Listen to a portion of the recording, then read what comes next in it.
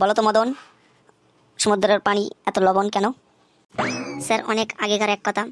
জাহাজ ভর্তি একটু লবণ যাচ্ছিল সমুদ্র দিয়ে, এক ঝড় আসলো, ঝড়ে জাহাজটি ডুবে গেল, তার কারণে সমুদ্রের পানি এত লবণ। বলতো ফসকে, শীতকালে অতিথি পাখিরা আমাদের দেশে কেন উড়ে আসে? স্যার, ওদের কাছে তো কোনো পয়সা নেই, ওরা প্লেনে উঠতে পারে না, তার কারণে ওরা উড়ে আসে। বলো তো মদন, আমাদের স্কুলটা কি করলে আমরা এত পরিষ্কার রাখতে পারবো? স্যার, আমরা যদি স্কুলে না আসি তাহলে স্কুলটা খুবই পরিষ্কার থাকবে।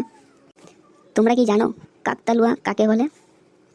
জি স্যার, আমার বাবা আমার মা 21 দিনে একই সময় বিয়ে করেছেন।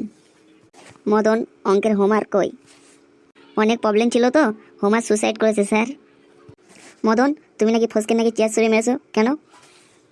স্যার, টেবিলটা ভারী ছিল তাই। স্যার, মুতবো। থাম বেয়াদব কোথাকার। স্যার, খুব বেগে লেগেছে, আর ধরে রাখতে পারছি না। আবার বাজে কথা। স্যার, মুতে দিলাম কিন্তু। এই, তোর মুখ দিয়ে পেশাব বার হয় না? স্যার, তোমার মুখ দিয়ে কি পেশাব বার হয়? আচ্ছা মদন, তুমি 4 বিষয় ফেল করেছো আর একটি বিষয় তুমি পাস করেছো, কেন বলো তো? স্যার, মনে হয় আমি একটি বিষয় বেশি মনোযোগ দিয়ে ফেলেছিলাম।